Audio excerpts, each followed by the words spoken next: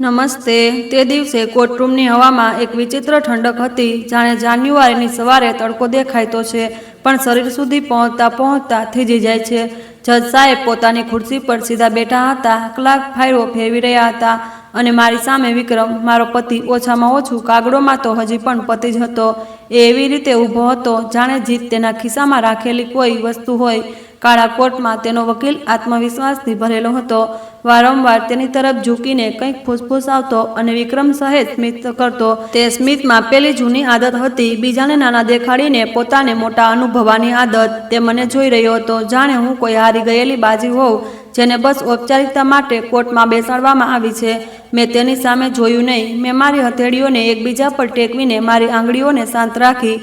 મને ખબર હતી કે આજે જો હું ધ્રુજી ગઈ તો તેને મારી હાર સમજશે અને જો હું રડી પડી તો તેને પોતાની જીતનો પુરાવો બનાવી લેશે।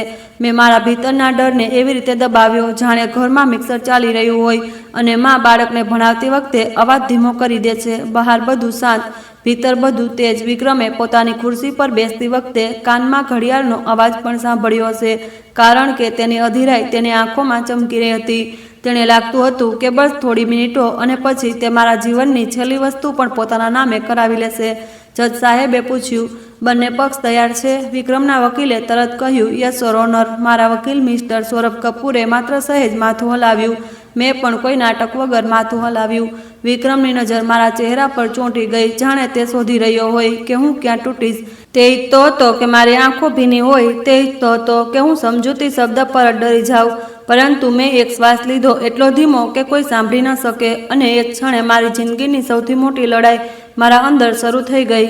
અવાજ વગર હું તમને બધું જણાવીશ, પરંતુ જો હું આજની તારીખથી શરૂ કરું તો તમે મારી પાછળ છુપાયેલી કહાણી નહીં સમજી શકો, કારણ કે જે દિવસે વિક્રમે કહ્યું હતું કે તે મને છોડી રહ્યો છે, તે દિવસે તેણે માત્ર સંબંધ તોડ્યો નહોતો, તે દિવસે તેણે મારા વિશ્વાસનો અપરાધની જેમ મારી સામે જ મૂકી દીધો હતો, અને સૌથી મોટી વાત, તે દિવસે તેણે એ પણ માની લીધું હતું કે હું બેકૂફ છું। અમારા લગ્નને 8 વર્ષ થયા હતા, 8 વર્ષ જેમાં મેં તેના માટે મારા હુંને ધીરે ધીરે નાનો કર્યો જેથી તેનો તે મોટો દેખાઈ શકે। અમે દિલ્હી NCRમાં રહેતા હતા, ગુરુગ્રામ પાસે એક સોસાયટી જ્યાં દરેક ફ્લેટમાં બહારથી ચમક હોય અને અંદર ઘણીવાર સન્નાટો। વિક્રમ રિયલ એસ્ટેટ સાથે જોડાયેલું કામ કરતો હતો, ડીલ, રોકાણ, પ્રોજેક્ટ, મીટિંગ, કોલ્સ, તેની ભાષામાં દરેક વસ્તુ ગ્રોથ હતી, પરંતુ ઘરમાં તેની ભાષા કંટ્રોલ હતી। લગ્નના શરૂઆતી વર્ષોમાં તે મીઠો હતો, ઓછું બોલતો હતો, અને જ્યારે બોલતો ત્યારે એવું લાગતું કે તે મારી ચિંતા કરે છે। અનામિકા, તું થાકી જાય છે, હું બધું સંભાળી લઈશ। તે સમયે મને લાગતું હતું કે આ પ્રેમ છે। આજે સમજાય છે કે તે આદત હતી, કોઈ બીજાના ભાગની તાકાત પોતાના હાથમાં રાખવાની આદત। અમારો દીકરો આરવ ત્યારે 3 વર્ષનો હતો જ્યારે વિક્રમનું કામ અચાનક ખૂબ વધી ગયું, અને એમ કહો કે તેને ભીતરનો અહંકાર વધી ગયો। પહેલાં તે ઘરે સમયસર આવતો, પછી આવવામાં મોડું થવા લાગ્યું, ફોન પર વાત ટૂંકી થતી ગઈ, અને પછી ધીરે ધીરે ઘર માત્ર એક સ્ટેશન બની ગયું જ્યાં તે કપડાં બદલવા માટે, જમવા માટે રોકાતો હતો। મેં ફરિયાદ ન કરી, કારણ કે મેં જાતને સમજાવી કે તે મહેનત કરી રહ્યો છે, અમારા માટે કરી રહ્યો છે, આરવના ભવિષ્ય માટે કરી રહ્યો છે, ઘર માટે કરી રહ્યો છે, અને કારણ કે હું એ જ પત્ની હતી જેને બાળપણથી શીખવવામાં આવ્યું હતું કે લગ્ન નિભાવવામાં હોય છે થોડું સહન કરવું પડે। મારા સાસુ માયાદેવી અવારનવાર કહેતા, પુરુષો પર વધારે સવાલો ન ઉઠાવો, વહુ, ઘરની ઇજ્જત તારા હાથમાં છે। તેમના શબ્દો મીઠા નહોતા, પણ તેના પર એક સંસ્કારનો પડદો હતો જેની પાછળ દબાણ છુપાયેલું હોય છે, અને હું તે દબાણને પરિવાર સમજીને સહન કરતી રહી। મેં પણ કામ કર્યું, ફૂલ ટાઈમ નોકરી નહીં, પણ ઘરેથી ટ્યુશન, ક્યારેક ઓનલાઈન ક્લાસ, ક્યારેક કન્ટેન્ટ રાઇટિંગ, જેથી ઘરના નાના ખર્ચાઓ મારા હાથમાં રહે। વિક્રમને ગમતું હતું કે હું વ્યસ્ત રહું, કારણ કે વ્યસ્ત માણસ સવાલો ઓછા પૂછે છે। તે ઈચ્છતો હતો કે ઘરની દુનિયા મારા સુધી સીમિત રહે અને બહારની દુનિયા તેની રહે। મેં આ સંબંધમાં સૌથી વધારે જે કર્યું તે હતું ચૂપ રહેવું। ક્યારેક ક્યારેક ચૂપ રહેવું પણ એક પ્રકારની આશા હોય છે।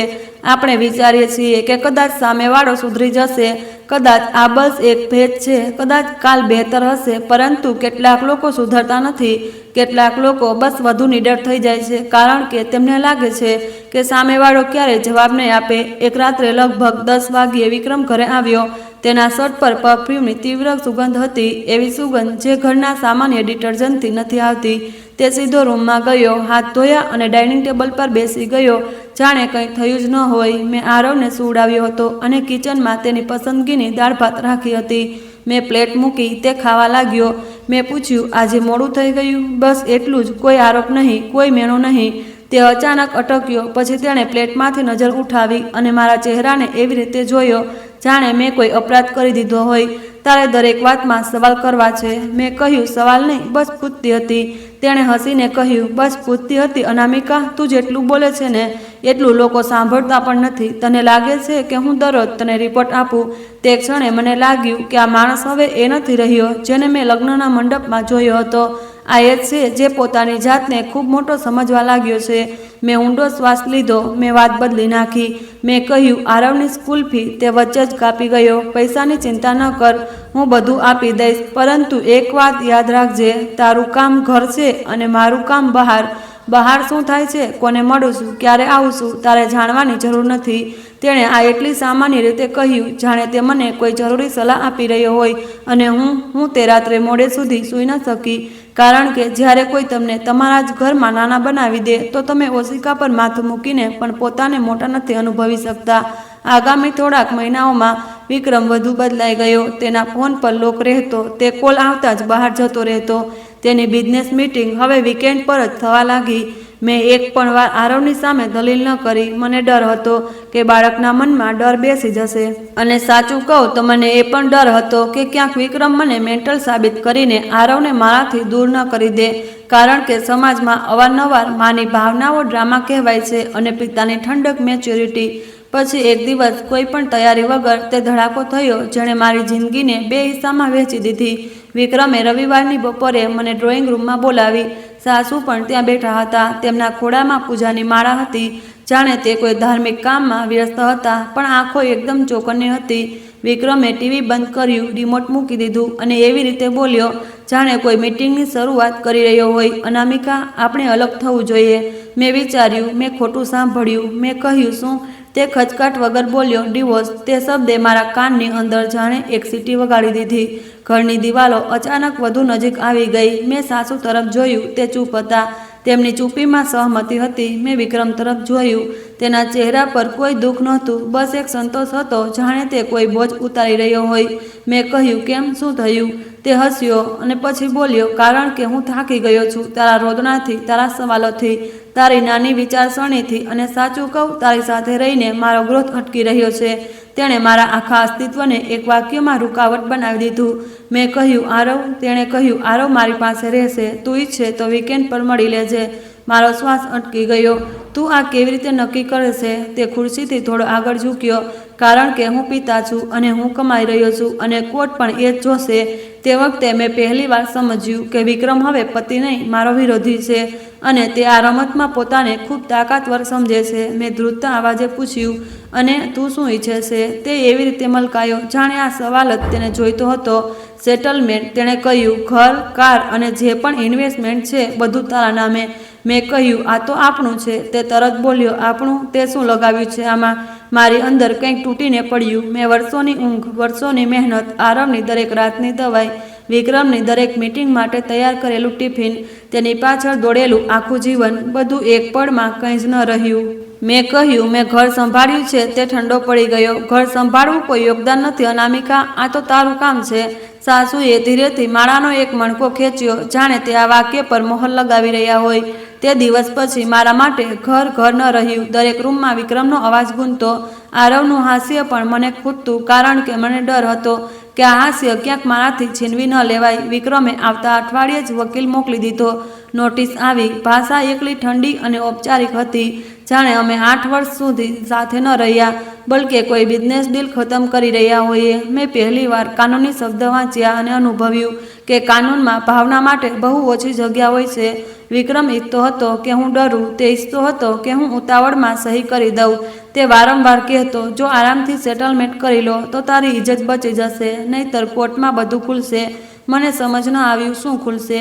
મેં કોઈ ગુનો નહોતો કર્યો, પરંતુ મારા સમાજમાં સ્ત્રીને ડરાવવા માટે ગુનાની જરૂર નથી હોતી, માત્ર બદનામીનું નામ કાફી હોય છે. મેં મારા પિયરમાં કોઈને ન જણાવ્યું. મા બાપ ઘરડા હતા. હું નહોતી ઈચ્છતી કે તેઓ તૂટી જાય, અને સત્ય એ પણ હતું કે હું પોતે જ પોતાને દોષી માનવા લાગી હતી. ઘણી સ્ત્રીઓ આવું જ કરે છે. આપણે વિચારીએ છીએ કદાચ આપણી ખામી હશે, કદાચ આપણે પર્યાપ્ત નહોતા, કદાચ આપણે કંઈક ખોટું કર્યું હશે, પણ નહીં. ક્યારેક ક્યારેક સામેવાળો ખોટો હોય છે અને આપણે બસ તેને સાચો માનતા રહીએ છીએ. મેં એક રાત્રે આરવને સુવડાવ્યા પછી મારા લેપટોપ પર ડિવોર્સ સેટલમેન્ટ અને કસ્ટડી વાંચવાનું શરૂ કર્યું. દરેક લેખ, દરેક વિડીયો મારા ડરને વધારી રહ્યો હતો. તેમ છતાં હું વાંચતી રહી, કારણ કે ડરથી મોટું એક જ કામ હોય છે, સત્ય જાણવું. એ દરમિયાન મને એક વાત વારંવાર સમજાઈ, વિક્રમ જેટલો આત્મવિશ્વાસ દેખાડી રહ્યો છે તે એટલો અંદરથી ગભરાયેલો પણ હોઈ શકે, કારણ કે આત્મવિશ્વાસ અને અહંકારમાં ફરક હોય છે. આત્મવિશ્વાસ સત્ય પર ઊભો હોય છે, અહંકાર ભ્રમ પર, અને વિક્રમ ભ્રમ પર ઊભો હતો. બીજા દિવસે હું મારી જૂની કોલેજ ફ્રેન્ડને મળી, નેહા. તે હવે એક કોર્પોરેટર ફાર્મમાં કામ કરતી હતી અને તેનો પતિ સીએ હતો. મેં સીધું ન કહ્યું કે હું ડિવોર્સ લઈ રહી છું. મેં બસ કહ્યું, જો કોઈના નામ પર ઘર હોય પણ લોન બીજું કોઈ ભરતું હોય તો શું થાય? નેહાએ મારી તરફ જોયું, જાણે તેણે મારા ચહેરા પર ડર ઓળખી લીધો હોય. તેણે કહ્યું, આ સવાલ આમ નથી પૂછાતો અનામિકા, શું થયું? મેં પહેલીવાર કોઈની સામે સત્ય બોલ્યું. શબ્દો મારા મોઢામાંથી એવી રીતે નીકળ્યા જાણે હું વર્ષોથી પાણીની અંદર હતી અને હવે સપાટી પર આવી છું. નેહાએ મારી વાત સાંભળી પછી બોલી, પહેલાં શાંત થા, બીજું તું કોઈ સારા ફેમિલી લોયર સાથે વાત કર, અને ત્રીજું, કાગળ જોયા વગર કોઈ પણ સહી ન કરતી. તેની છેલ્લી લાઈન મારા માટે જીવન રેખા બની ગઈ. કાગળ જોયા વગર કંઈ નહીં. મેં તે જ અઠવાડિયે સૌરભ કપૂરની એપોઇન્ટમેન્ટ લીધી. તે ફેમિલી કોર્ટની પાસે જ બેસતા હતા. ઓફિસ નાની હતી પણ તેમની આંખો ખૂબ સાફ હતી. જ્યારે મેં કહાની બતાવી, તેમને વચ્ચે ન ટોકી. તેમણે પૂછ્યું, તમારા પતિ શું માંગી રહ્યા છે? મેં કહ્યું, બધું જ, ઘર, કાર, ઇન્વેસ્ટમેન્ટ. તેમણે પૂછ્યું, તમે શું ઈચ્છો છો? મેં પહેલીવાર મારા અંદરનું સત્ય સાંભળ્યું. મેં કહ્યું, હું મારું સન્માન ઈચ્છું છું અને હું મારા બાળકને ખોવા નથી માંગતી. સૌરભે માથું હલાવ્યું. ઠીક છે, પણ આના માટે તમારે એક વસ્તુ કરવી પડશે. મેં પૂછ્યું, શું? તે બોલ્યા, તમારે તેમને એ યકીન અપાવવું પડશે કે તમે નબળા છો. હું ચોંકી ગઈ. નબળી? તેમણે કહ્યું, હા, કારણ કે જે માણસ તમને દબાવીને જીતવા માંગે છે તે ત્યારે જ ભૂલ કરશે જ્યારે તેને લાગશે કે સામેવાળો કંઈ નથી કરી શકતો. તે દિવસે પહેલીવાર મને લાગ્યું મારી ચૂપ્પી મારી નબળાઈ નહીં, મારી ઢાલ હોઈ શકે છે. ઘરે પાછા ફરતી વખતે મારા હાથ ધ્રુજી રહ્યા હતા. હું વિચારી રહી હતી, હું આ કેવી રીતે કરીશ? વિક્રમ એટલો ચાલાક છે, તેની પાસે પૈસા છે, લોકો છે, મારાથી વધારે બોલવાની તાકાત છે. પણ પછી મને તે બધી પળો યાદ આવી જ્યારે તેણે મારા યોગદાનને કંઈ નહોતું ગણ્યું, જ્યારે તેણે મારા સવાલને ડ્રામો કહ્યો હતો, જ્યારે તેણે આરવને મારી વિરુદ્ધ હથિયારની જેમ ઉપયોગ કર્યો હતો. અને તે જ પડે મારા અંદર એક નવી ઠંડક આવી. ડરવાળી ઠંડક નહીં, નિર્ણયવાળી ઠંડક. મેં પોતાની જાતને કહ્યું, અનામિકા, જો તું આજે નહીં લડી તો કાલે આરવ તને યાદ કરશે, પણ તને ક્યારે સમજી નહીં શકે. અને હું નહોતી ઈચ્છતી કે મારો દીકરો એ શીખે કે માં ચૂપ રહીને હારી જાય છે. તે રાત્રે વિક્રમે ફરી કોલ કર્યો. તેના અવાજમાં પેલો જૂનો કટાક્ષ હતો. શું વિચાર્યું? સહી કરીશ કે કોર્ટમાં તમાશો કરીશ? મેં મારી અંદરની આગને ગળીને નરમ અવાજે કહ્યું, હું વિચારી રહી છું. તે હસ્યો. વિચાર, વિચાર, જેટલું વિચારીશ એટલું નુકસાન તારું. મેં કહ્યું, વિક્રમ, આરવને મારી વિરુદ્ધ ન કર. તેણે ઠંડા કલેજે કહ્યું, આરવને સત્ય દેખાડવું પડશે કે તેની માં શું છે. ફોન કપાઈ ગયો. મારા હાથમાંથી ફોન ધીરેથી નીચે આવ્યો. મને લાગ્યું જાણે કોઈએ મારા સીના પર પથ્થર મૂકી દીધો હોય. હું રડી નહીં, હું બસ બેસી રહી, કારણ કે તે રાત્રે મેં નક્કી કરી લીધું હતું કે હું હવે પોતાને સાબિત નહીં કરું. હું હવે તેને ફસાવા દઈશ. આગામી થોડા અઠવાડિયામાં હું બહારથી એવી જ રહી, શાંત, સહેમેલી, થોડી તૂટેલી હુઈ. મેં સાસુ સામે દલીલ ન કરી. મેં વિક્રમની સામે સવાલો ન કર્યા. મેં મેડિએશનની વાત આવતા જ કહ્યું, ઠીક છે, જેવું આપ લોકો કહો. વિક્રમનો અહંકાર દરરોજ વધતો ગયો. તે પોતાના મિત્રોની સામે બતાવવા લાગ્યો કે અનામિકા ડરી ગઈ છે. તેણે કદાચ કોઈને એ નહીં જણાવ્યું હોય કે તેણે મને માત્ર છોડી નથી, મને કચડવા પણ ઈચ્છી. અને જ્યારે કોઈ માણસ કચડવા ઈચ્છે તો તેને લાગે કે સામેવાળો માટી છે. તે ભ્રમમાં તે સૌથી મોટી ભૂલ કરે છે, અને આ જ ભૂલ વિક્રમ કરવાનો હતો.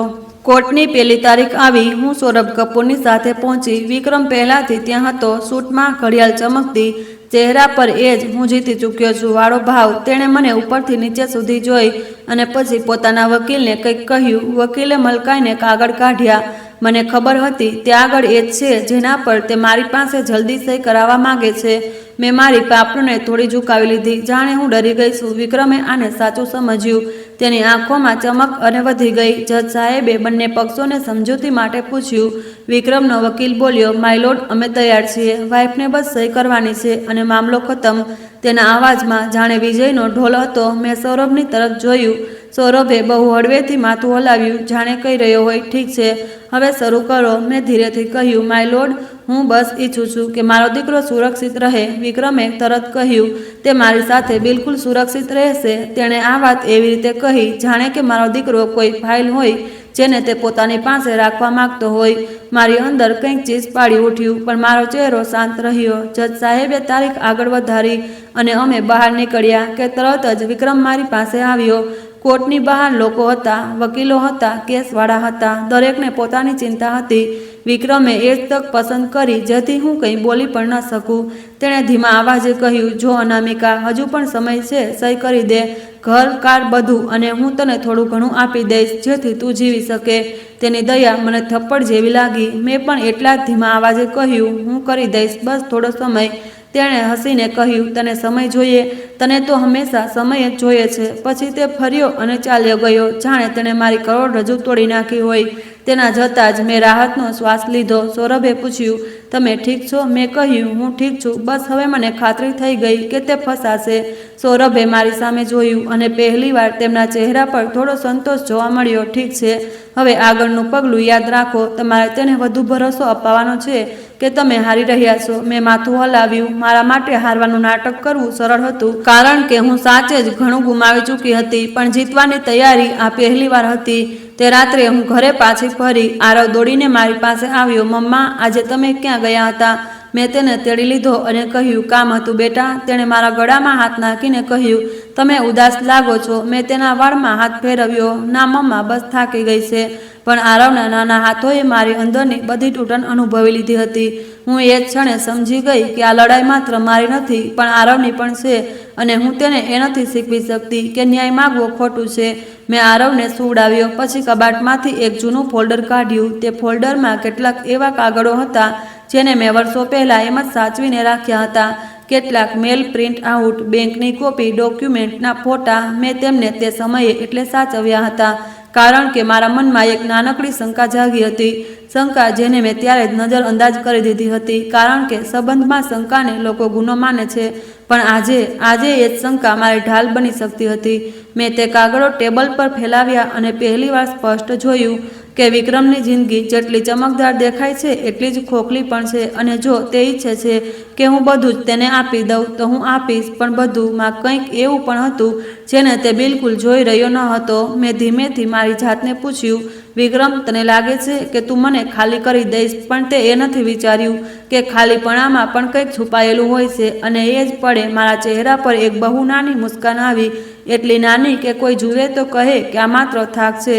પણ મારા માટે તે મુસ્કાન એક વચન હતું, મારી જાતને, મારા દીકરાને. અને તે દિવસથી મેં મારી વાર્તાનો સૌથી ખતરનાક હિસ્સો લખવાનું શરૂ કર્યું. એ હિસ્સો જેમાં હું રડતી નથી, ચીસ પાડતી નથી, બસ રાહ જોઉં છું કે સામેવાળો પોતે પોતાની ભૂલ પર હસ્તાક્ષર કરી દે. અને મને ખબર હતી કે આગામી સુનાવણીમાં વિક્રમ એક એવો કાગળ લઈને આવશે જેને મેં તે મારી હાર સમજશે, પણ હકીકતમાં એ જ કાગળ તેની જિંદગીની સૌથી મોટી જાળ હશે. કારણ કે તે ભૂલી ગયો હતો કે હું 3 વર્ષથી ચૂપ હતી, અને ચૂપ રહેવાવાળા લોકો જ્યારે રમે ત્યારે શોર નથી કરતા, બસ નિર્ણય કરે છે. બીજી સવારે હું વહેલી ઉઠી ગઈ. ઘર હજુ પણ સૂઈ રહ્યું હતું, પણ મારી અંદર કોઈ ઊંઘ બચી જ નહોતી. રસોડામાં દૂધ ઉકળવાનો અવાજ, પ્રેશર કુકરની ધીમી સીટી અને બારીની બહાર સોસાયટીના ગાર્ડની સીટીઓ, બધું જ એવું હતું જેવું દરરોજ હોય છે. બસ ફરક એ હતો કે હવે હું એ અનામિકા નહોતી જે કાલ સુધી દરેક વસ્તુ ઠીક થઈ જશે કહીને ટાળી દેતી હતી. હવે મારી પાસે એક જ કામ હતું, સત્યને પકડવું અને તેનો યોગ્ય સમયે ઉપયોગ કરવો. મેં આરવ માટે લંચ બોક્સ મૂક્યું, તેના યુનિફોર્મની શર્ટ પ્રેસ કરી અને તેના કપાળ પર હાથ મૂકીને જોયું કે તાવતો નથી ને. માં હોવાનું કામ કોઈ કોર્ટ ડેટથી અટકતું નથી, પણ માં હોવાનો અર્થ એ પણ છે કે હવે ડરને ઘરની બહાર નહીં પણ ભીતરથી કાઢીને ફેંકવો પડશે. વિક્રમ તે દિવસે પણ મોડો ઉઠ્યો. તેણે ચા પીધી, ફોન જોયો અને એવી રીતે બેઠો જાણે ઘરમાં કંઈ મોટું ચાલી જ રહ્યું ન હોય. તેણે મારી સામે જોયું અને બોલ્યો, આજે તું બહુ શાંત છે. તેના અવાજમાં શંકા હતી, પણ તેના ચહેરા પર એ જ જૂના અહંકારનું પળ પણ હતું. તે નજર ઝુકાવીને કહ્યું, શું કરું, થાકી ગઈ છું. તે સહેજ હસ્યો. થાકી ગઈ છે? હજી તો અસલી થાક શરૂ થશે. તેણે આ એવી રીતે કહ્યું જાણે તે મારા ભવિષ્ય પર અધિકાર ધરાવતો હોય. મેં જવાબ ન આપ્યો. હું ઈચ્છતી તો એ જ વખતે બોલી શકતી હતી કે તું પોતે થાકવાનો છે. વિક્રમ પણ નહીં. સૌરભે જે કહ્યું હતું તે મારા મગજમાં હથોડાની જેમ વાગી રહ્યું હતું. તેને ભરોસો આપો કે તમે હારી રહ્યા છો. આવા લોકો ત્યારે જ ભૂલ કરે છે. આરવ સ્કૂલે ગયો. સાસુએ પૂજાનો દીવો પ્રગટાવ્યો અને મારા પર એક તીખી નજર નાખી. વહુ કોર્ટ કચેરીનો મામલો ઘરમાં શાંતિ ખતમ કરી દે છે. જો સમજદારી હોય તો સમાધાન કરી લેજે. તેમના શબ્દોમાં ચિંતા ઓછી અને નિયંત્રણ વધારે હતું. મેં ધીમેથી કહ્યું, જી માજી. માયાદેવીને જી સાંભળીને રાહત મળી, કારણ કે તેમને લાગ્યું કે હું હજુ પણ દબાણમાં છું. તેમણે ક્યાં ખબર હતી કે આ જી મારી અંદરની તૈયારીનો હિસ્સો છે. ક્યારેક સૌથી મોટો વિદ્રોહ સૌથી નાના શબ્દોમાં છુપાયેલો હોય છે. બપોરે નેહાનો ફોન આવ્યો. તેણે ધીમેથી પૂછ્યું, કેમ છે? મેં કહ્યું, ઠીક છું. તે તરત સમજી ગઈ કે હું ઠીક નથી. આજે મળી શકે છે? મેં સમય જોયો. સાસુ બપોરે આરામ કરતી હતી. વિક્રમ બહાર જવાનો હતો. મેં કહ્યું, હા, 2 વાગ્યે. નેહાએ મને નજીકના એક કાફેમાં બોલાવી, જ્યાં કોલેજના દિવસોમાં અમે હસતા હતા. આજે ત્યાં હાસ્ય નહોતું, બસ એક વિચિત્ર ગંભીરતા હતી જે દોસ્તીને પણ ભારે કરી દે છે. કાફેમાં બેસતા જ નેહાએ મારા હાથ પકડી લીધા. અનામિકા, કાગળ મળ્યા? મેં બેગમાંથી એક જૂનું ફોલ્ડર કાઢ્યું જે મેં રાત્રે ટેબલ પર ફેલાવ્યું હતું. તેમાં બેંકના કેટલાક ઈમેલ પ્રિન્ટ આઉટ, 1-2 રજિસ્ટ્રીની કોપી અને કેટલાક લોન સાથે જોડાયેલા નોટિફિકેશન હતા, જેનો અર્થ હું ત્યારે સમજી શકી નહોતી. નેહાએ તેમને એક એક કરીને જોયા. તેની આંખો થોડી સંકોચાઈ. પછી તેણે ધીમેથી કહ્યું, આ બધું મહત્વનું છે. મેં ધીમેથી પૂછ્યું, શું આ પૂરતું છે? નેહાએ મારી તરફ જોયું. પૂરતું હોવા માટે નહીં, દિશા આપવા માટે. જો આ EMI એલર્ટ છે, તે બતાવી રહ્યા છે કે વિક્રમના નામે કંઈક ભારે ચાલી રહ્યું છે. મેં કહ્યું, પણ તે તો કહે છે કે બધું ઇન્વેસ્ટમેન્ટ છે. નેહા કડવાશથી હસી. ઇન્વેસ્ટમેન્ટ અને કરજમાં ફરક એ જ સમજે છે જેણે ક્યારેય હિસાબ જોયો હોય. વિક્રમ તને ચમક બતાવી રહ્યો છે, પણ ચમક પાછળ બેંક હોય છે, અનામિકા. તેણે પછી તેના પતિને કોલ કર્યો અને સ્પીકર પર રાખ્યો. આદિત્ય, મારી મિત્રના કેસમાં એક સવાલ છે. જો પતિ એસ્ટેટ માંગી રહ્યો હોય અને તે એસ્ટેટ પર લાયબિલિટીઝ હોય તો શું થાય? આદિત્યનો અવાજ થોડો અટક્યો. પછી તે બોલ્યો, જો કોઈ સંપત્તિ પર લોન છે તો સંપત્તિ સાથે જવાબદારી પણ આવે છે. એસ્ટેટ એકલા નથી ચાલતા, લાયબિલિટી પણ બંધાયેલી હોય છે. અને જો સેટલમેન્ટમાં ટ્રાન્સફર હોય તો પોલીસ બહુ મહત્વ ધરાવે છે. મેં જાણે પહેલીવાર શ્વાસ લીધો. મતલબ, જો તે બધું પોતાના નામે કરાવી લેતો? આદિત્ય બોલ્યો, તે દેવું પણ પોતાના નામે કરી શકે છે, પણ આ બધું ડોક્યુમેન્ટ પર આધાર રાખશે. નેહાએ ફોન કાપ્યો અને મને જોયું. હવે સમજી રહી છે. તે બધું જ માંગી રહ્યો છે, પણ બધું જ માં કંઈક એવું જે તેને ડૂબાડી શકે. મારી અંદર એક ઠંડી લહેર દોડી ગઈ. ડરની નહીં, કોઈ અંધારા ઓરડામાં અચાનક લાઇટ ચાલુ થઈ જવાની. મેં ઘરે પાછા ફરતી વખતે રસ્તામાં વિચાર્યું, આટલી મોટી વાત અને મને ખબર જ નહીં. મેં મારા જ લગ્નમાં આટલા વર્ષો કેવી રીતે વિતાવી દીધા એ જાણ્યા વગર. અમારું ઘર, અમારી કાર, અમારા સ્ટેટની અસલિયત શું છે? પછી મને વિક્રમની એ જ લાઈન યાદ આવી, તને જાણવાની જરૂર નથી. તેને મને જણાવવા દીધું નહોતું અને મેં પણ સરળ રસ્તો પસંદ કર્યો હતો, કારણ કે જાણવું મહેનત માગે છે અને સંબંધમાં બહાનું બહુ આરામ આપે છે. પણ હવે બહાનાનો સમય પૂરો થઈ ગયો હતો. ઘરે આવીને મેં સૌથી પહેલાં એક કામ કર્યું. મેં મારી જૂની ડાયરી કાઢી, પણ આ વખતે લાગણીઓ લખવા માટે નહીં. આ વખતે મેં ટાઈમલાઈન બનાવવાનું શરૂ કર્યું. કઈ નોટિસ ક્યારે આવી, વિક્રમે કયા મહિને નવી કાર લીધી, કયા મહિને તેણે અચાનક નવો પ્રોજેક્ટ બતાવ્યો, કયા મહિને તેણે મારા નામ પર કોઈ પેપર સાઇન કરાવ્યા હતા ફોર્માલિટી કહીને. મેં દરેક તારીખ યાદ કરવાનો પ્રયત્ન કર્યો, જાણે કોઈ અપરાધના પુરાવા ભેગા કરી રહી હોઉં. કારણ કે સત્ય આ જ હતું. આ લાગણીઓનો કેસ નહોતો, આ ચાલબાજીનો કેસ હતો. સાંજે સૌરભ કપૂરનો મેસેજ આવ્યો, કાલે ઓફિસ આવી જજો, કેટલાક ડોક્યુમેન્ટની કોપી જોઈએ છે. હું બીજા દિવસે તેમની ઓફિસ પહોંચી. તેમણે મારા લાવેલા કાગળ જોયા. પછી બોલ્યા, તમે સારું કર્યું કે આ સાચવી રાખ્યા. હવે આપણે 2 કામ કરવાના છે. પહેલું એ પતો લગાવવાનો કે વિક્રમની માગણીઓમાં શું શું સામેલ છે. બીજું, તેને એ લાગવા દેવું કે તમે ડરી ગયા છો અને બસ પૂરું કરવા માંગો છો. મેં પૂછ્યું, પણ જો હું ડરી ગયેલી દેખાઈશ તો કસ્ટડી? સૌરભે હાથ ઉઠાવીને મને અટકાવી. તમે માં છો, તમને ડર લાગવો સ્વાભાવિક છે. અમે એ જ સ્વાભાવિક ડરને રણનીતિ બનાવીશું. અમે કોર્ટમાં ઇમોશનલ નહીં, પ્રેક્ટિકલ દેખાઈશું. પછી તેમણે એક શબ્દ કહ્યો જેણે મારી અંદરની સમજ બદલી નાખી, નેરેટિવ.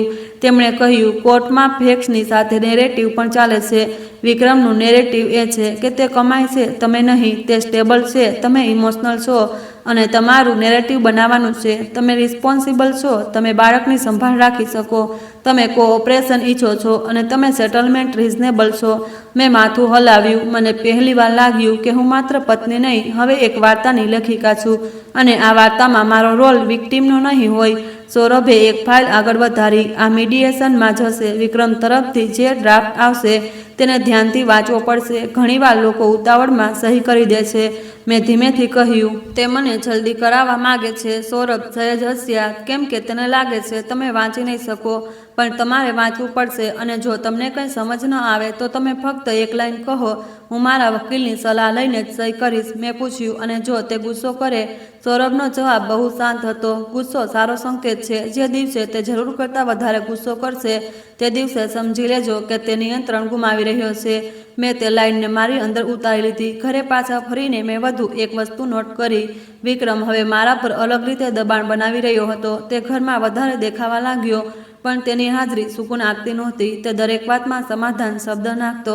સોસાયટીમાં વાત ફેલાઈ જશે, આરવ પર અસર થશે, તું એકલી શું કરી લઈશ? ક્યારેક તે નરમ પતિ બનતો, જાણે ખોટો ચિંતિત પતિ. અનામિકા, હું ઈચ્છું તું હેરાન ન થાય, અને પછી એ જ શ્વાસમાં કહેતો, બસ સહી કરી દે. તેનો પ્રેમ પણ એક સોદો બની ગયો હતો અને મને હવે સ્પષ્ટ દેખાઈ રહ્યું હતું. તે મને માણસ નહીં, એક ઓબ્જેક્ટ માને છે, એક અવરોધ જેને હટાવીને તે પોતાની નવી જિંદગી શરૂ કરી શકે છે. એક દિવસ રાતે આરવે મારી પાસે આવીને પૂછ્યું, મમ્મા, પપ્પા તમારાથી નારાજ છે? તેની આંખોમાં ડર હતો. મેં તેને મારી પાસે ખેંચી લીધો. ના બેટા, પપ્પા બીજી છે. આરવ બોલ્યો, કાલે તેમણે કહ્યું કે મમ્મા બહુ જીદી છે. મારા ગળામાં કંઈક અટકી ગયું. મેં મારી જાતને સંભાળી. અને તે શું કહ્યું? આરવે કહ્યું, મેં કહ્યું મમ્મા સારા છે. એ એક વાક્યે મારી આંખો બાળી નાખી, પણ હું રડી નહીં. મેં આરવને કહ્યું, જો બેટા, મોટા લોકો ક્યારેક ખોટી વાતો કહી દે છે, પણ તું એ યાદ રાખજે, તું અમારા બંનેની વચ્ચે નહીં આવે. તું બસ બાળક છે. આરવે માથું હલાવ્યું, પણ બાળકોની હામાં પણ ડર રહેલો હોય છે. મેં તેને સુવડાવ્યો અને પોતે બાથરૂમમાં જઈને નળ ચાલુ કરીને લાંબા સમય સુધી હાથ ધોતી રહી, જાણે હું મારી અંદરનો ગભરાટ ધોઈ રહી હોઉં. મેં મારી જાતને કહ્યું, આ બાળક માટે હું તૂટી નથી શકતી. હું અભિનય કરી શકું છું, પણ તૂટી નથી શકતી. મીડિયેશનની તારીખ આવી. મીડિયેશન સેન્ટરમાં લોકો એવી રીતે બેઠા હતા જાણે ડૉક્ટરના ક્લિનિકમાં બેઠા હોય. દરેકને પોતાની બીમારી સૌથી મોટી લાગે છે અને દરેકને ડર છે કે ઈલાજ દર્દ આપશે. વિક્રમ પણ ત્યાં એ જ સૂટમાં આવ્યો, એ જ ઘડિયાળ, એ જ હું સાચો છું વાળો ચહેરો. તેણે મારી સામે બેસતા જ કહ્યું, જો આજે પૂરું કરીએ? મારી અંદરથી એક અવાજ આવ્યો, હા, આજે શરૂ કરીએ.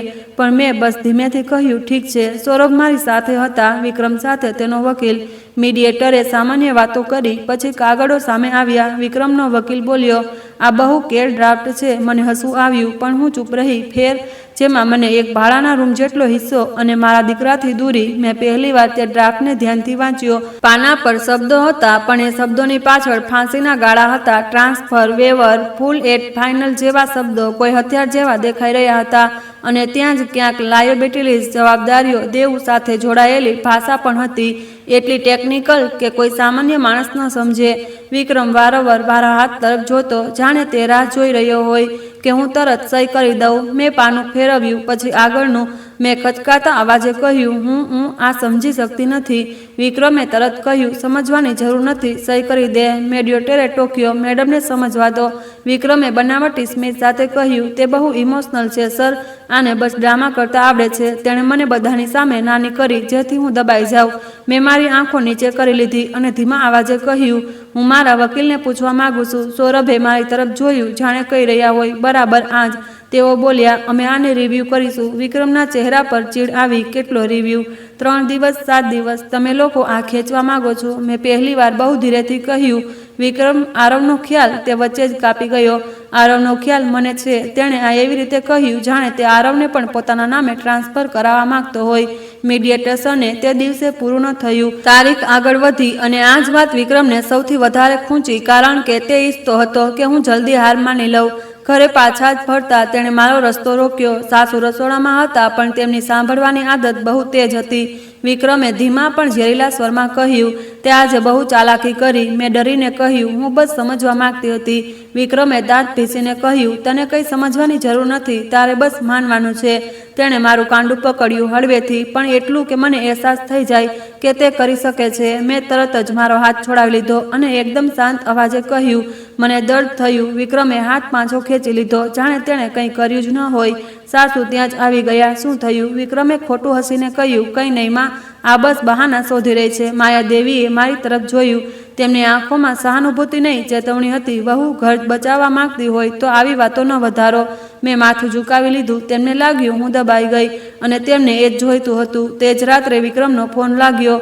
તે બીજા રૂમમાં વાત કરી રહ્યો હતો, પણ તેના અવાજનો એક ટુકડો મારા કાનમાં ઘૂસી ગયો. હા, ચિંતા ન કર, તે કંઈ નહીં કરે, બસ થોડી વાર છે, બધું મારા હાથમાં છે. એ વાક્યમાં એટલો વિશ્વાસ હતો કે મને પહેલીવાર ખાતરી થઈ તે સાચે જ મને કંઈક નથી સમજતો. તે મને નબળી સમજીને પોતાની જાતને મજબૂત માની રહ્યો છે અને એ જ તેની સૌથી મોટી નબળાઈ હતી. મેં બીજા દિવસે સૌરભને કોલ કર્યો. તે મારા પાસે જલ્દી સહી કરાવવા માંગે છે. સૌરભ બોલ્યા, આજ આપણે જોઈએ છે જે માણસ જલ્દી કરાવે છે તે કંઈક છુપાવી રહ્યો હોય અને જે તેને લાગે છે કે તમે વાંચી નહીં શકો. મેં કહ્યું, હું વાંચી રહી છું, પણ કેટલાક શબ્દો. સૌરભે કહ્યું, તમે તેને ન જણાવો કે તમે સમજી રહ્યા છો. તમે કન્ફ્યુઝન બતાવો અને દરેક વખતે એક જ વાત કહો, હું રિવ્યૂ કરીશ. મેં પૂછ્યું, જો તે આરવને લઈને ધમકી આપે? સૌરભનો સ્વર સખત થઈ ગયો. તો તમે બસ એક લાઈન કહો, તમે દીકરાને વચ્ચે ન લાવો અને ત્યાર પછી કંઈ નહીં. જેટલો તમે જવાબ આપશો તે તેટલું નિયંત્રણ લેશે. મેં મારી ડાયરીમાં લખી લીધું, ઓછું બોલો, સ્પષ્ટ બોલો, એક જ લાઈન. આ પછી મારા દિવસો એક ખાસ પેટર્નમાં ચાલવા લાગ્યા. સવારે આરવ, સ્કૂલ, લંચ, ભણતર, બપોરે સાસુની વાતો, સોસાયટીના વોટ્સએપ ગ્રુપમાં કોઈના લગ્ન, કોઈનો ઝઘડો, કોઈની બીમારી. આજે વિક્રમનું નકલી નાટક. ક્યારેક બહુ સભ્ય, ક્યારેક બહુ ક્રૂર. અને રાત્રે જ્યારે બધા સૂઈ જતા, હું કાગડોની દુનિયામાં ઉતરી જતી. મેં બેંકની સ્ટેટમેન્ટ શોધી, જૂના મેલ્સ ખોલ્યા, એકે સ્ક્રીનશોટ કાઢ્યો. મેં એ પણ યાદ કર્યું કે વિક્રમે એકવાર મને કહ્યું હતું, બસ એક ફોર્મ પર સહી કરી દે, આ બસ કેવાયસી છે. તે દિવસે મેં વાંચ્યા વગર સહી કરી હતી. આજે હું એ જ સહીને મારા મગજમાં ઉલટપલટ કરીને જોઈ રહી હતી. મેં શું કરી દીધું હતું? નેહાએ મને એક નાનકડો નિયમ શીખવાડ્યો. દરેક ડોક્યુમેન્ટના 3 વસ્તુ જો, નામ, તારીખ અને ઓબ્લિગેશન. મેં એ નિયમને મારું હથિયાર બનાવી લીધું અને ધીરે ધીરે મને સમજાવવા લાગ્યું કે વિક્રમની જિંદગી દેવાના દોરાઓથી બંધાયેલી છે. તેણે મોટા મોટા સપના કરજ પર ખરીદ્યા હતા અને હવે તે એ સપનાનો બોજ મારા માથા પર મૂકવા માંગતો હતો, મને જણાવ્યા વગર. પણ તેને એક ખબર નહોતી કે બોજ ક્યારેય છુપાતો નથી, બસ સાચો પ્રકાશ જોઈએ. બીજા મીડિયેશનના દિવસે વિક્રમ વધુ અગ્રેસિવ હતો. તેનો વકીલ સ્મિત સાથે બોલ્યો, મેડમ, તમે પ્રેક્ટિકલ થઈ જાઓ, તમારી પાસે લડવા માટે રિસોર્સિસ નથી. મેં તેમના ચહેરા પર જોયું અને પહેલીવાર મને ગુસ્સો આવ્યો, પણ મેં તેને બહાર ન આવવા દીધો. મેં ધીમા સ્વરે કહ્યું, હું પ્રેક્ટિકલ જ છું, એટલે વાંચી રહી છું. વિક્રમે મેજ પર આંગળી થપથપાવી, કેટલું વાંચીશ? તારા વાંચવાથી શું બદલાઈ જશે? મેં હળવેકથી કહ્યું, મને બસ આરવ માટે. વિક્રમ ફરી કાપી ગયો. આરવ મારી સાથે રહેશે, આ નક્કી છે. તેણે નક્કી છે એવી રીતે કહ્યું જાણે ભગવાને તેને અધિકાર આપી દીધો હોય. મીડિયેટરે ફરી સમજાવ્યા, પણ વિક્રમ માટે સમાધાન નબળાઈ હતી. તેને માત્ર જીત જોઈતી હતી. તે દિવસે એક નાની અમથી વસ્તુ થઈ જેણે મારી અંદરની તૈયારીને તેજ કરી દીધી. વિક્રમના વકીલે ભૂલથી એક પાનું જલ્દી ફેરવી દીધું અને મને એક લાઈન દેખાઈ ગઈ, outstanding obligation attach to transfer property shall be bound by transferee. મેં તરત જ નજર હટાવી લીધી, જાણે મેં કંઈ જોયું જ નથી. પણ અંદર મારા મગજમાં એલાર્મ વાગી ગયું, એટલે કે જે સંપત્તિ ટ્રાન્સફર થશે તેની જવાબદારી પણ ટ્રાન્સફર થશે. વિક્રમ જે ઘરને પોતાની જીત માની રહ્યો હતો તે ઘર તેના માટે ફાંસીનો ફંદો બની શકતું હતું. મેં તે લાઈન રાત્રે સૌરભને બતાવી. સૌરભે હસીને કહ્યું, બસ આ જે દરવાજો છે જ્યાંથી આપણે અંદર જઈશું. મેં પૂછ્યું, હવે? સૌરભે કહ્યું, હવે તમે તેમને વધુ કોન્ફિડન્ટ બનાવો. તેમને લાગવું જોઈએ કે તમે જલ્દી સરેન્ડર કરી દેશો અને યોગ્ય સમયે આપણે કોર્ટમાં સાચા ડોક્યુમેન્ટ મૂકીશું. મેં ધીમેથી કહ્યું, હું ડરી ગઈ છું. સૌરભે શાંત અવાજે કહ્યું, ડર બતાવો પણ નિર્ણય ન બદલો. વિક્રમે થોડા દિવસો પછી મારા સાથે સારું બનવાનો પ્રયત્ન કર્યો. એક સાંજે તે આરવ માટે ચોકલેટ લઈને આવ્યો. આરવ ખુશ થયો. વિક્રમે મારી સામે બાળકને ખોળામાં લીધો અને કહ્યું, જો બેટા, પપ્પા તારા માટે બધું કરશે. અને પછી મારી સામે જોઈને બોલ્યા, તું પણ આ સમજી જા. તેની મીઠાશ નકલી હતી પણ પ્રભાવી હતી. કારણ કે તે આરવની સામે મને કઠોર બતાવવા માંગતો હતો. મેં હસીને કહ્યું, હા સમજી રહી છું. વિક્રમે વિચાર્યું, આ તૂટી રહી છે. મેં મારી અંદર કહ્યું, હા તૂટી રહી છું, પણ તારા માટે નહીં, તારા ભ્રમ માટે. એ જ અઠવાડિયે માયાદેવીએ મારા રૂમમાં આવીને કહ્યું, વહુ હું પણ સ્ત્રી છું, હું સમજુ છું, પણ ઘર બચાવવા માટે થોડું ઝૂકવું પડે. મેં પૂછ્યું, માજી જો ઝૂકતા ઝૂકતા માણસ તૂટી જાય તો? તે ચોંકી ગયા. પછી બોલ્યા, તૂટવું ન જોઈએ, સમજદારીથી ચાલવું જોઈએ. મેં માથું હલાવ્યું. હું તેમની સાથે દલીલ કરી શકતી નહોતી, કારણ કે તેમની દુનિયામાં વહુનું દુઃખ અસ્થાયી હોય છે અને દીકરાની પ્રતિષ્ઠા સ્થાયી. મેં બસ એટલું કહ્યું, હું સમજદારીથી જ ચાલી રહી છું. તેમણે રાહતનો શ્વાસ લીધો. તેમને લાગ્યું હું હાર માની રહી છું અને મને આ જ જોઈતું હતું. દિવસો વીતતા ગયા. કોર્ટની આગામી તારીખ નજીક આવી ગઈ. વિક્રમના મેસેજીસ વધી ગયા. ક્યારેક ધમકી, ક્યારેક મીઠી વાત. તને મેન્ટેનન્સ આપી દઈશ, તને એક નાનું ફ્લેટ અપાવી દઈશ, તું તારા પિયર ચાલી જાજે. તે મને મારા જીવનની ભિખારી બનાવવા માંગતો હતો અને દરેક વખતે તે આપી દઈશ કહેતો, જાણે હું કંઈ છું નહીં, માત્ર લેવાવાળી. મને યાદ આવ્યું કે કેટલી વાર તેને કહ્યા વગર આપ્યું હતું. સમય, સન્માન, ભરોસો, અને તેણે બધાને ફોર્માલિટી સમજી લીધું. એક રાત્રે જ્યારે આરવ સૂઈ ગયો, વિક્રમે મારી સામે એક નવો ડ્રાફ્ટ મૂક્યો. તેના અવાજમાં જીતની ચમક હતી. આ ફાઇનલ છે, કાલે સહી કરી દેજે, કોર્ટમાં રજૂ કરી દઈશ. મેં પાના ઉપાડ્યા. મારા હાથોમાં હળવી ધ્રુજારી હતી, પણ હું જાણતી હતી આ ધ્રુજારી મારા પક્ષમાં જશે. લોકો આને ડર સમજશે. મેં પાના ફેરવ્યા. ઘણી જગ્યાએ એ જ શબ્દો, ઘણી જગ્યાએ એ જ ઝાડ, પણ આ વખતે એક વસ્તુ સ્પષ્ટ હતી. ટ્રાન્સફરની લાઈનો અને ઓબ્જિગ્લેશનની લાઈનો. વિક્રમનો અર્થ હતો કે હું મારો હિસ્સો છોડી દઉં. મારા માટે અર્થ હતો કે તે પોતાના માટે બોજ ઉપાડવા જઈ રહ્યો છે. મેં ધીરેથી કહ્યું, મને થોડો સમય જોઈએ. વિક્રમનો ચહેરો લાલ ગુમ થઈ ગયો. હવે પણ અનામિકા, તું જાણી જોઈને કરી રહી છે.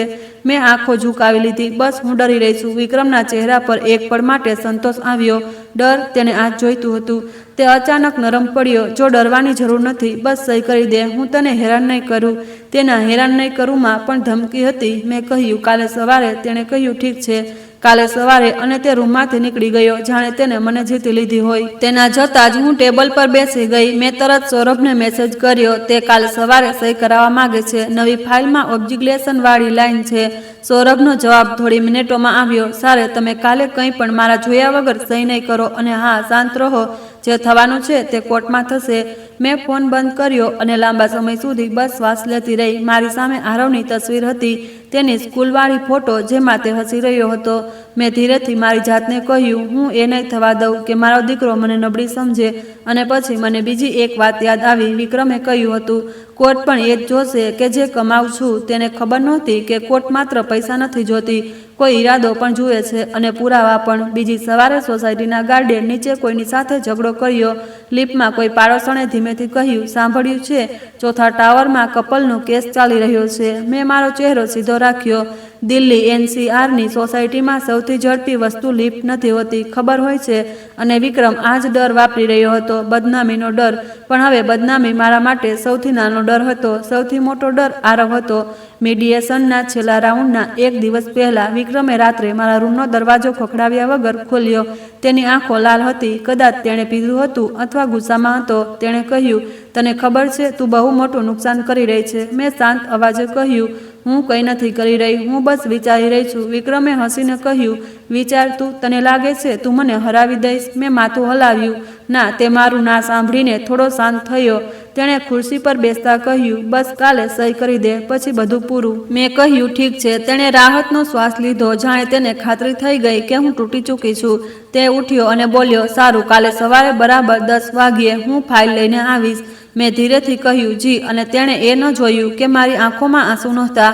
મારી આંખોમાં માત્ર સમય હતો, કાઉન્ટડાઉન. તે રાત્રે હું સૂઈ નહીં. મેં આરવના સ્કૂલ બેગમાં પુસ્તકો ગોઠવ્યા, જેથી સવારે મારું મગજ ન ભટકે.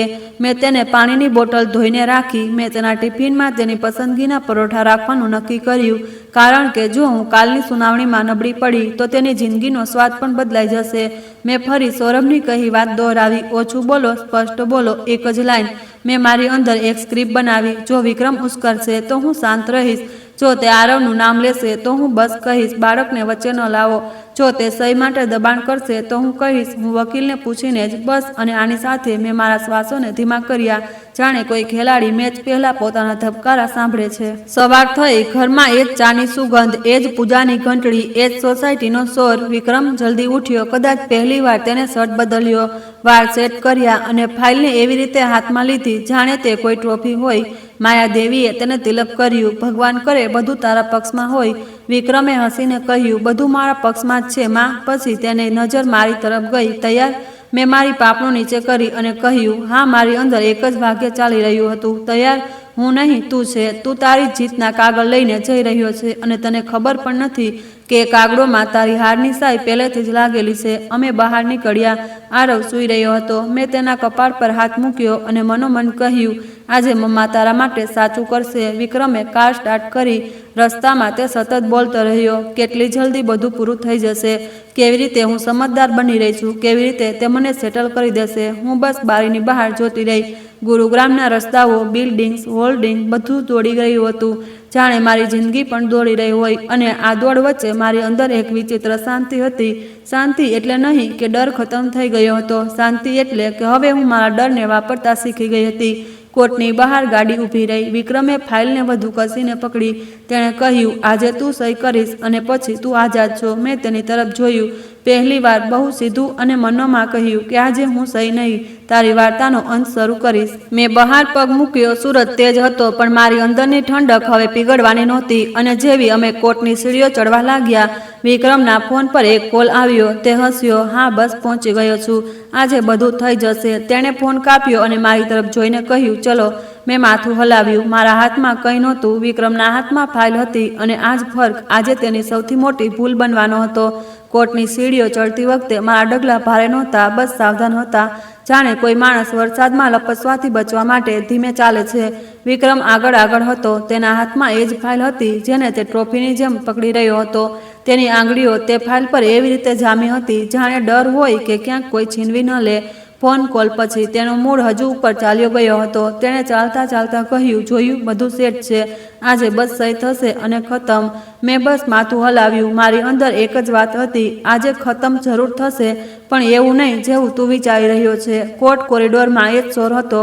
વકીલોની ફાઇલો, ક્લાર્કનો અવાજ, લોકોના ચહેરા પર થાક અને દરેકની આંખોમાં એક વાર્તા.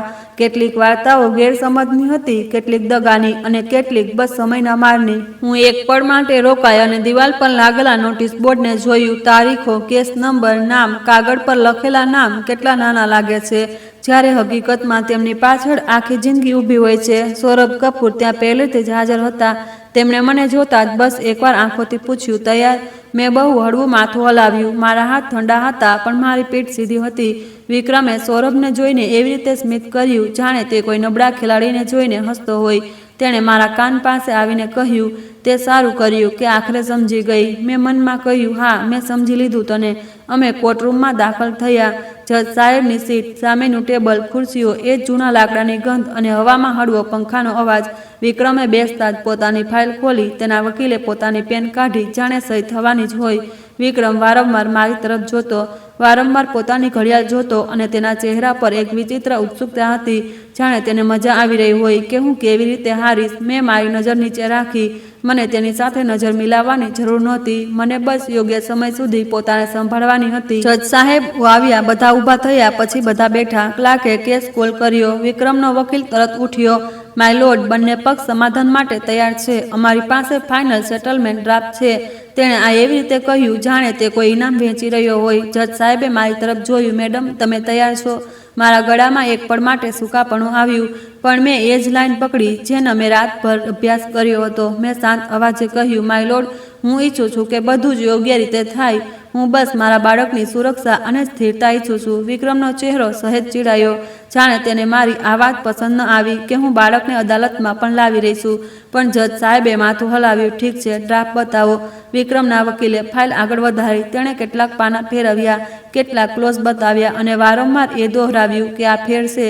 મેં જોયું તે ક્લોઝ વાંચતી વખતે એક ખાસ હિસ્સાને જલ્દી પાર કરી રહ્યો હતો. મેં ચહેરો એવો જ રાખ્યો જાણે હું કંઈ સમજી નથી રહી, પણ મારી અંદર મગજ એક એક શબ્દ પકડી રહ્યું હતું અને સૌરભ પણ એ જ પકડી રહ્યા હતા. મેં તેમની આંગળીઓનો હળવો ઇશારો જોયો, જાણે કહી રહ્યા હોય હવે. જજ સાહેબે પૂછ્યું, મેડમ તમે સહમત છો? વિક્રમ મારી તરફ તીખી નજર નાખી. તે નજરમાં આદેશ હતો, દબાણ હતું. તે ઈચ્છતો હતો કે હું ત્યાં જ માથું હલાવી દઉં. મેં ધીરેથી કહ્યું, માય લોર્ડ, હું એક વાત કહેવા માંગુ છું. વિક્રમનો વકીલ તરત બોલ્યો, માય લોર્ડ, બધું ક્લિયર છે. હવે કોઈ નવી વાત? જજ સાહેબે હાથ ઉઠાવીને રોક્યો. પહેલા સાંભળી લઈએ. વિક્રમની આંગળીઓ ખુરશીના હાથા પર કસી ગઈ. મેં ઊંડો શ્વાસ લીધો. માય લોર્ડ, મારા પતિ કહી રહ્યા છે કે હું માત્ર ઘર સંભાળતી હતી. મારું કોઈ યોગદાન નથી, પણ મેં આ બાળકને ઉછેર્યું છે. મેં ઘર ચલાવ્યું છે અને મેં તેમના કહેવા પર ઘણીવાર વાંચ્યા વગર કાગળો પર સહી પણ કરી છે. હવે હું માત્ર એ ઈચ્છું છું કે જે પણ સેટલમેન્ટ હોય તે પૂરી જાણકારી સાથે હોય. મેં આટલું જ કહ્યું, લાંબુ ભાષણ નહીં, બસ એક પેજ, અને પેજની અસર તરત જ દેખાઈ. જજ સાહેબે વિક્રમના વકીલને જોયા. મેડમ કહી રહ્યા છે કે તેમણે વાંચ્યા વગર કાગળો પર સહી કરી. ડ્રાફ્ટમાં કોઈ લાયબિલિટી કે ઓબ્લિગેશન ટ્રાન્સફર થઈ રહ્યું છે. વિક્રમના વકીલનો ચહેરો એક પળ માટે ફીકો પડી ગયો. માય લોર્ડ, આ સ્ટાન્ડર્ડ? જજ સાહેબે કહ્યું, સ્ટાન્ડર્ડ છે કે નહીં જણાવો. સૌરભ ઉઠ્યા. તેમનો અવાજ શાંત હતો પણ શબ્દ બહુ સ્પષ્ટ હતા. માય લોર્ડ, અમારે માત્ર એક ક્લેરિફિકેશન જોઈએ છે. ડ્રાફ્ટમાં ટ્રાન્સફર પ્રોપર્ટીઝની સાથે અચેડ ઓબ્લિગેશન અને આઉટસ્ટેન્ડિંગ લાયબિલિટીઝ પણ ટ્રાન્સફરી પર શિફ્ટ થાય છે. આ લાઈન ડ્રાફ્ટમાં લખેલી છે. અમને શંકા થાય છે કે પિટિશનર એટલે કે પતિ માત્ર એટેચની વાત કરી રહ્યા છે, લાયબિલિટીઝની નહીં, અને મેડમને આ પૂરી રીતે સમજાવવામાં આવ્યું નથી.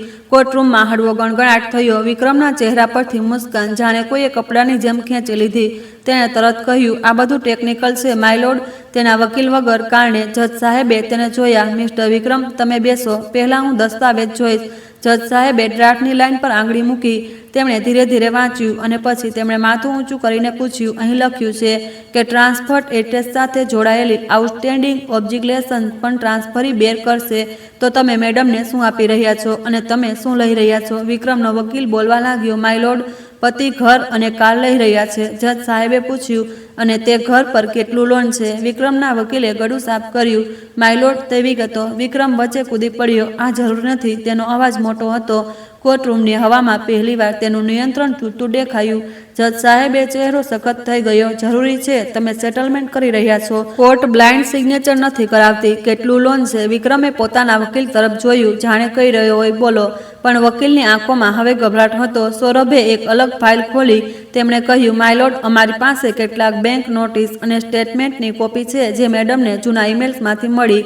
અમે કોર્ટને એ બતાવવા માંગીએ છીએ કે આ પ્રોપર્ટીઝ પર સબસ્ટેશન લાયબિલિટીઝ છે.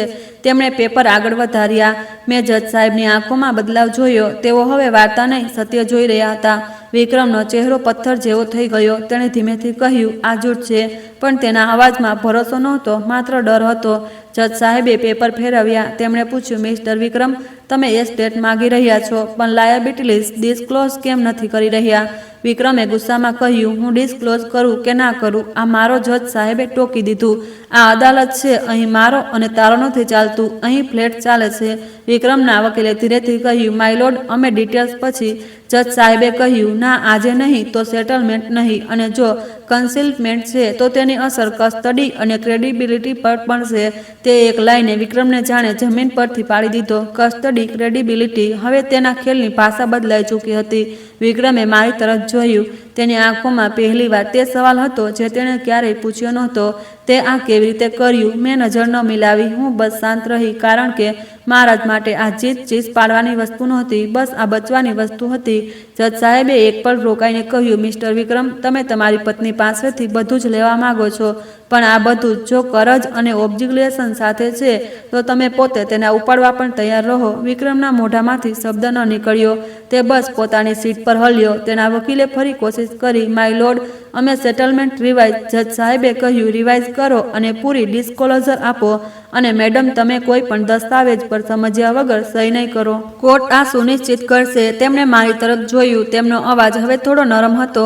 તમને કોઈ થ્રેડ કે દબાણ હોય તો તમે રેકોર્ડ પર જણાવો. મેં બસ એટલું કહ્યું, માય લોર્ડ, હું માત્ર શાંતિ ઈચ્છું છું અને મારા દીકરાનું સુરક્ષિત ભવિષ્ય. વિક્રમનો ચહેરો બળી ઉઠ્યો, કારણ કે હું રડી નહોતી રહી, હું પડી રહી નહોતી, હું બસ ઊભી થઈ રહી હતી. કોર્ટે આગામી તારીખ આપી, પણ તે દિવસે ફેસલો ન થયો.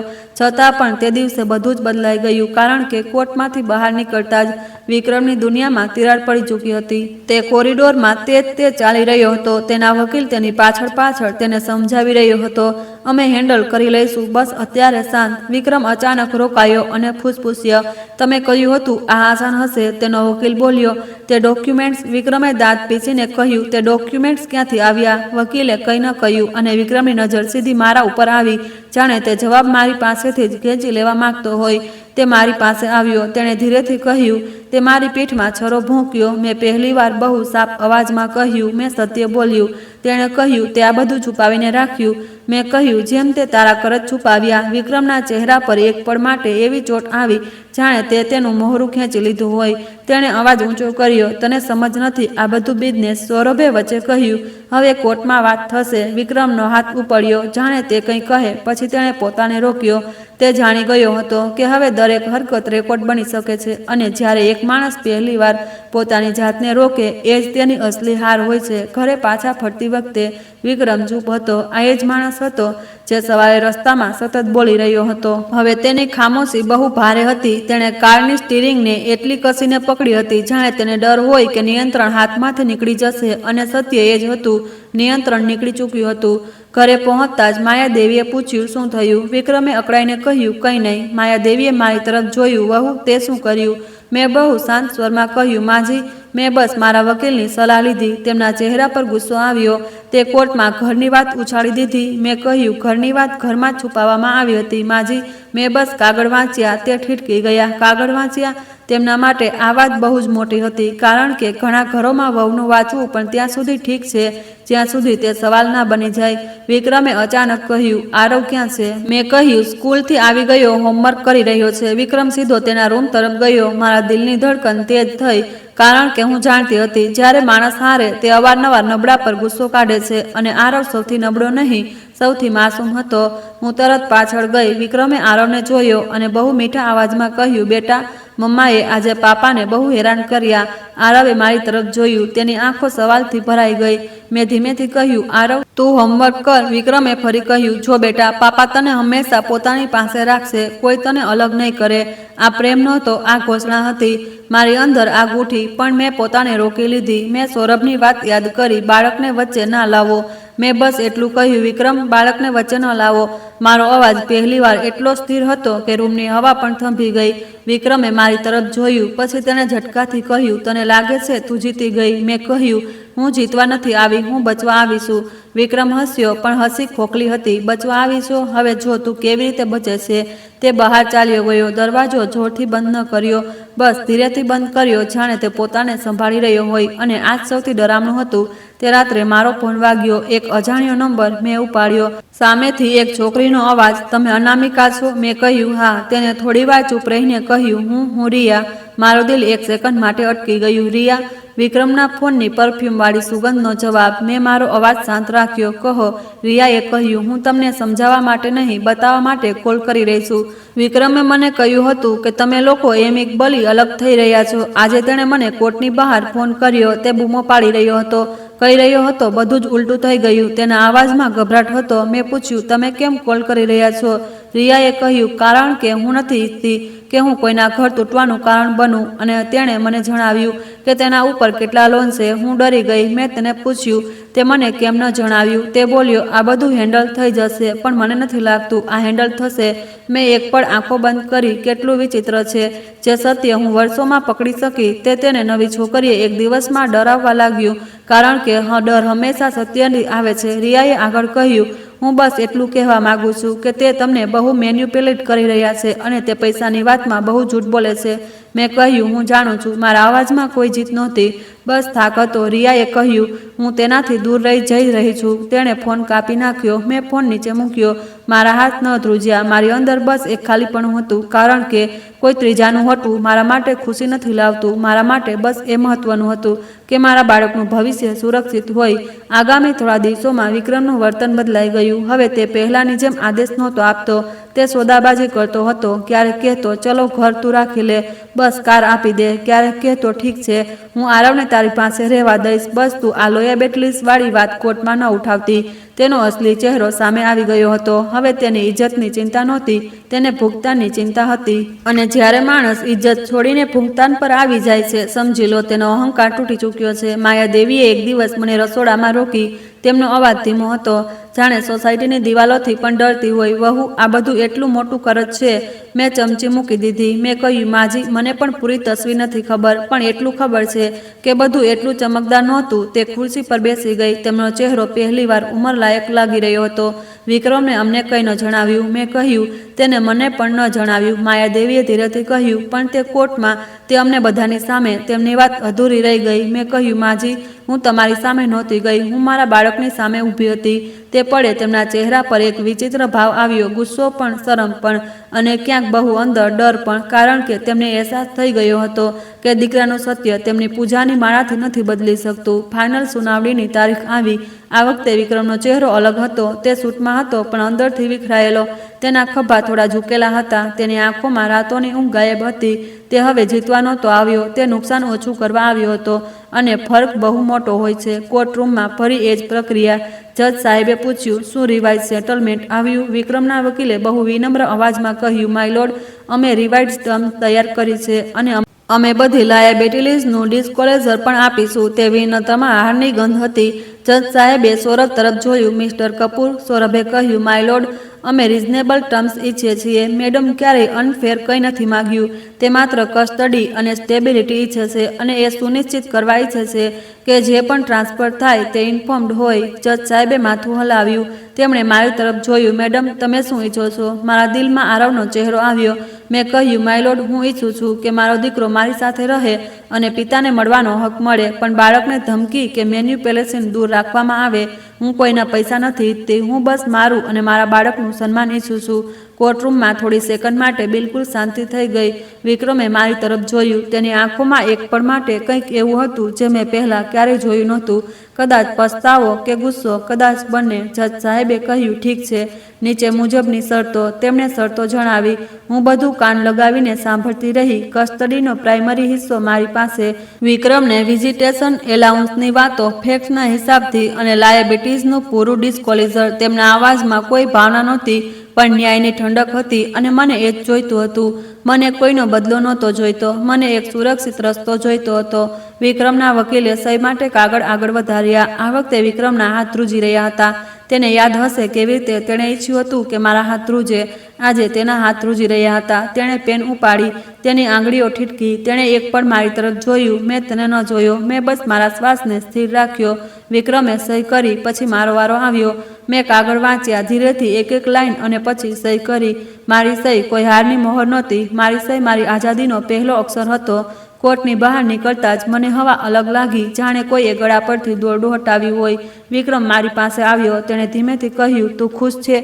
મેં થોડી સેકન્ડ વિચાર્યું. ખુશી શબ્દ નાનો પડી રહ્યો હતો. મેં કહ્યું, હું શાંત છું. તે હસ્યો, બહુ હળવું. તે બધું જ પલટી નાખ્યું. મેં કહ્યું, મેં માત્ર સત્યને સામે દેખાડ્યું. વિક્રમે કહ્યું, તે મને પાડી દીધો. મેં બહુ ધીરેથી કહ્યું, તું પોતે પોતાના ઉપર ઊભો હતો. વિક્રમ, મેં બસ તારા નીચેની જમીન બતાવી દીધી. તેના ચહેરા પર એક પળની ચૂપી આવી. પછી તે ફર્યો અને ચાલ્યો ગયો. આ વખતે તેના ડગલા તેજ નહોતા. આ વખતે તેના ડગલા થાકેલા હતા. હું સૌરભની સાથે પાર્કિંગ તરફ વધી. સૌરભે કહ્યું, તમે બહુ સંભાળીને કર્યું. મેં કહ્યું, મને ડર લાગી રહ્યો હતો. સૌરભે કહ્યું, ડર હોવો નબળાઈ નથી. ડરનો ઉપયોગ કરવો તાકાત છે. મેં બસ માથું હલાવ્યું. મેં મારા ફોન પર સમય જોયો. આરવની રજા થવાની હતી. મારી અંદર એક નવો ઉત્સાહ આવ્યો. હવે મારે અદાલત નહીં, મારા બાળક પાસે જવાનું હતું. હું સીધી સ્કૂલ ગઈ. આરવ ગેટ પર ઊભો હતો. તેના ખભા પર બેગ, વાળ થોડા વિખરાયેલા અને ચહેરા પર એ જ માસુમિયત. તેણે મને જોતાં જ પૂછ્યું, મમ્મા, આજે શું થયું? મેં ઘૂંટણ પર બેસીને તેનું બેગ ઠીક કર્યું. મેં કહ્યું, આજે મમ્માએ જરૂરી કામ પૂરું કર્યું. આરવે આંખો મોટી કરી. પાપા?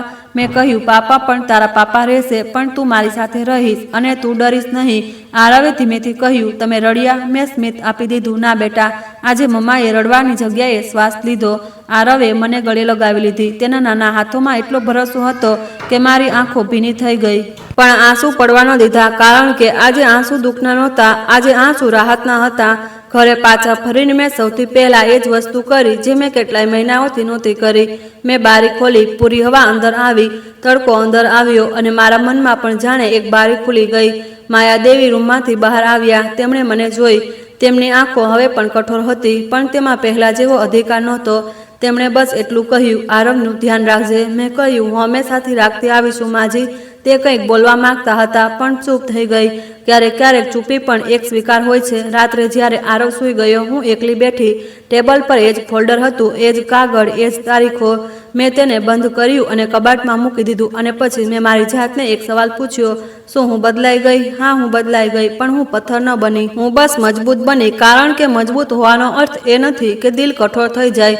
મજબૂત હોવાનો અર્થ એ છે કે દિલ તૂટે તો પણ માણસ પોતાના ડગલા ન ખોઈ બેસે. મેં તે પળે મારા જૂના ડરને યાદ કર્યો, સોસાયટીની વાતો, લોકોના સવાલ, સંબંધીઓની ફૂસફૂસ, અને હું હસી પડી. કારણ કે હવે મને ખબર હતી, દુનિયા ભલે જે બોલે, મારા ઘરની અંદર મારું બાળક સુરક્ષિત છે. અને સૌથી મોટી વાત, મારા દીકરાએ પોતાની માને ઝૂકતી નથી જોઈ, તેણે પોતાની માને ઉઠતી જોઈ છે. થોડા દિવસ પછી વિક્રમે આરવને મળવા માટે કોલ કર્યો. તેનો અવાજ આ વખતે આદેશવાળો નહોતો, તે બસ ઔપચારિક હતો. હું શનિવારે આવી શકું છું? મેં કહ્યું, હા, સમય પર. તે બોલ્યો, ઠીક છે, અને ફોન કપાઈ ગયો. તે એક નાના કોલમાં મને અહેસાસ થયો કે સત્તા વગર કેટલાક લોકો માણસની જેમ બોલતા શીખી જાય, અને કદાચ આ જ ન્યાય છે. સજા નહીં, સીમા. ઘણીવાર સૌથી મોટી સજા એ જ હોય છે કે માણસને પહેલીવાર નિયમ માનવો પડે.